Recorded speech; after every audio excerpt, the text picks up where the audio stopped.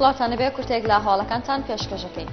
دوای هوشتومڕانەی لەسەر پرۆژەی دەستور دروست بوو لە نێوان هەندێک لە بەرپرسانی پارتی و یەکێتی لە دوای ڕێکەوتنەکەی 29 حوزەیران، نەچیرمان بارزانی جێگری سەرۆکی پارتی دیموکراتی کوردستان ڕایگەاند ئەو ڕێکەوتنەی کراوە هیچ خاڵێکی ناڕوونی تێدا نییە کە کێشە دروست بکات و پێویستیش بەوە ناکات هیچ بەرپرسێکی پارتی و یەکێتی تەفسیری جیاوازی بۆ بکات، چونکە شتەکە تەواوڕوونە و بڕیاریان داوە سازان لەسەر دەستور دروست بکەن.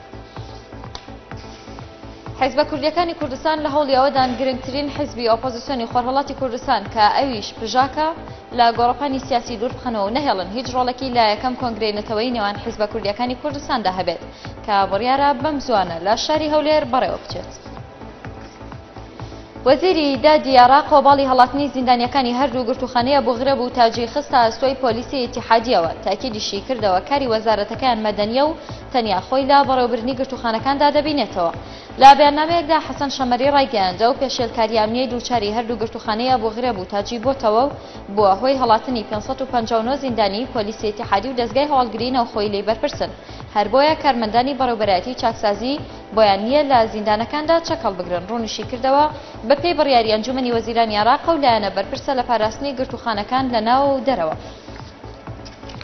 وەزارەتی بەرگری ئەمریکا ئاشکرای کرد کۆنگرێسی ئەو وڵاتە بەنیازە ژمارەیەک پلان پەسەند بکات کە تایبەتن بە فرۆشتنی چەک و تەقەمەنی جۆرە و جۆر بە عێراق کە بەهاکەی بە نزیکەی 2 ملیارد دلار مەزەندە دەکرێت.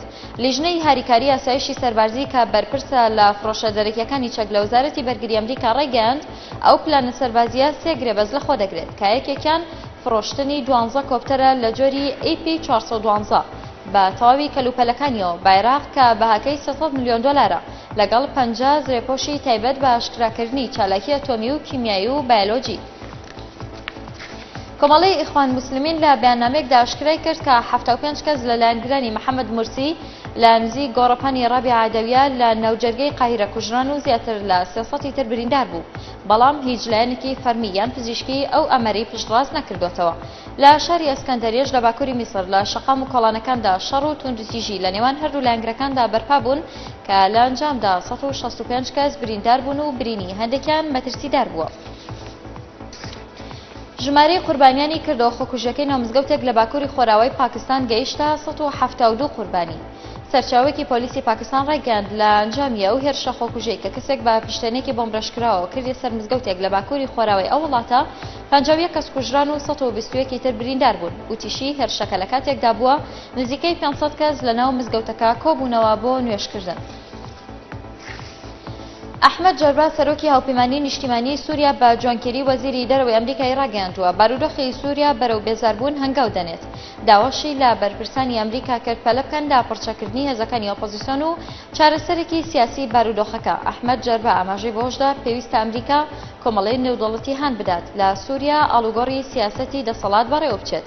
وتیشی پێویستە ئەمریکا کۆتایی بۆ جەنگی سووریا بهێنێت و ئەو دیموکراتیەتە بەرقەرار بکات کە زۆرینەی هاوڵاتیانی سووریا تامەزرۆی دەکەن. نوێنەرانی داواکاری گشتی سەربازی ئەمریکا تۆمەتی ناپاکی و خیانەتکردن دەدەنە پاڵ ئەو سەربازەی کە بە دزەکردنی زانیاری بۆ سایتی ویکیلیکس دەستگیر کراوە.